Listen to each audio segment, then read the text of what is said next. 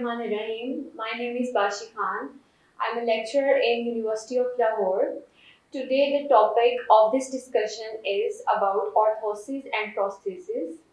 With us is our distinguished guest, Dr. Muhammad Sikandar, who is Head of Department of Rehabilitation Sciences at University of Lahore, having 20 years of experience in this field of medical and allied health, and he has done PhD from Malaysia. Let us ask few questions about orthosis and prosthesis from him. अस्सलाम वालेकुम sir. वालेकुम सलाम। Sir क्या हाल है आपका? हाँ, sir मैं आपसे कुछ क्वेश्चंस पूछना चाहूँगी related to orthosis and prosthesis. My first question is, what is orthosis and prosthesis? ये एक बहुत इमर्जिंग फील्ड है और अभी इसके बारे में लोगों को इंफॉर्मेशन नहीं है। ऑर्थोसिस एंड प्रोस्थेसिस टू जो है वो स्पेशलिटी की कम्बिनेशन है। ऑर्थोसिस में हम ऐसे इम्प्लांसेस जो है वो पेशेंट्स को देते हैं जो उनकी कैपेसिटीज लॉस हो गई होती है, उनको जो है वो सपोर्ट करने के लिए यूज़ कर रहे हैं। फॉर एग्जाम्पल, अगर स्ट्रोक हो गया, वो मूव नहीं कर सकता, हेड उठा नहीं सकता, या फ्लॉ हेड है, वो हेड जो है सही ग्रिप नहीं कर सकता, उसको सपोर्ट करने के लिए डिफरेंट जो हम अप्लायंसेस देते हैं उसको ऑर्थोसिस में हम डील करते हैं।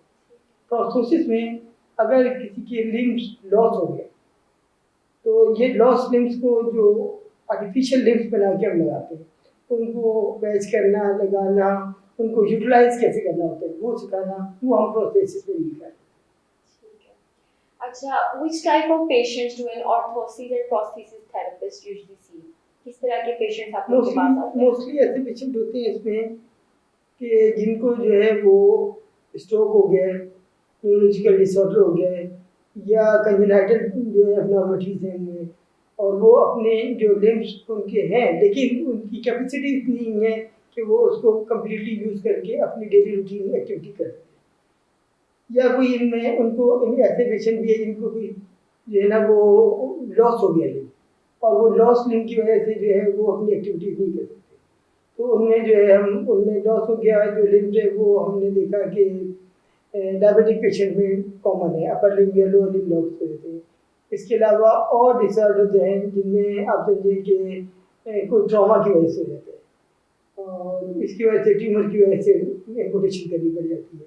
तो इनके लिए जो है वो हम ये प्रोस्थेसिस डिवाइसेस अप्लाई करते हैं और उसको डिज़ाइन करके और यूटिलाइज करना सिखाते हैं, इम्प्लांट करते हैं। In which type of setting do an ONP therapist work? Actually ये बहुत सारी सेटिंग्स में काम कर सकते हैं।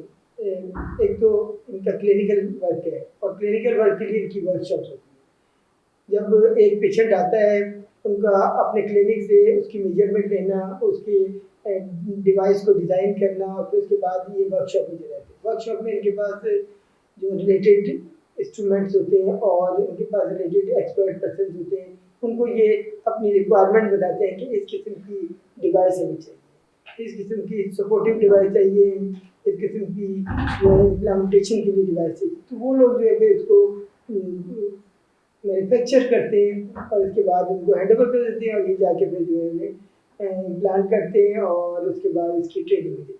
ठीक है sir, what is the admission criteria for this field?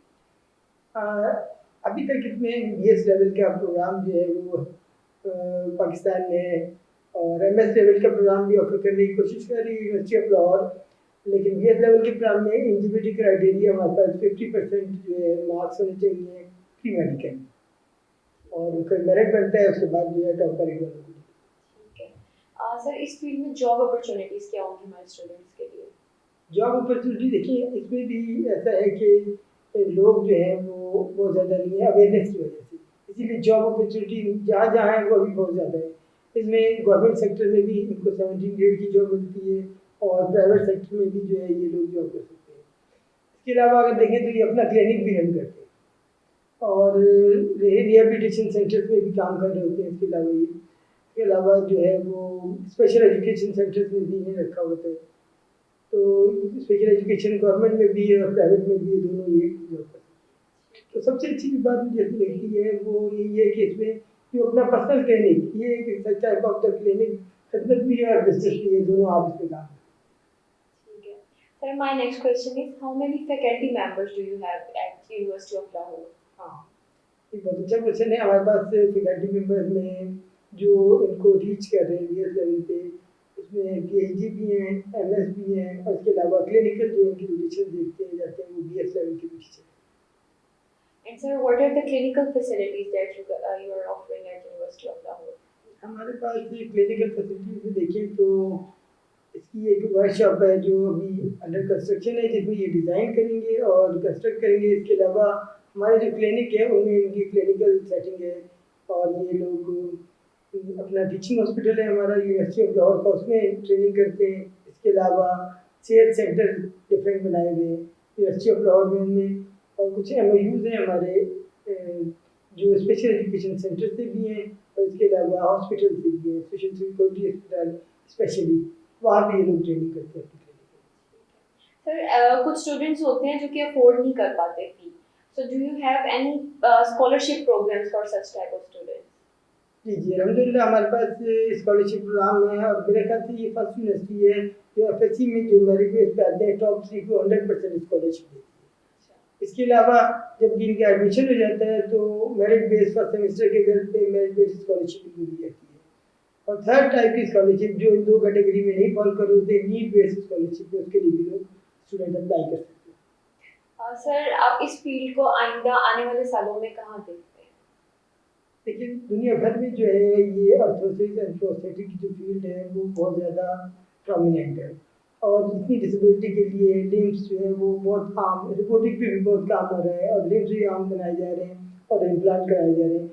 Pakistan में अभी जो है ये स्टार्टिंग फील्ड है, इमर्जिंग फील्ड है, और इसमें जो है वो अभी भी लेकिन सच टाइप ऑफ द लिम्स जो है वो एडवाइस करते हैं और इम्प्लीमेंटेशन होती है इसकी, और सपोर्टिव इक्विपमेंट इंस्ट्रूमेंट जो है वो ज़्यादा कॉमन है पाकिस्तान में। तो अभी इसमें जो है उस लेवल पे काम ऐसा है कि ये इसमें ऑटोमेटिक सिस्टम डेवलप कर रहे हैं, और जो है वो limbs as a human limbs के तौर पे काम करेंगे, मैं समझता हूँ, जो दुनिया भर में हो रहे हैं। सिमिलरली इसमें जो एजुकेशन लेवल है वो भी बीएस से हम चाहते हैं कि इसमें एमएस और पीएचडी प्रोग्राम लॉन्च किए जाए।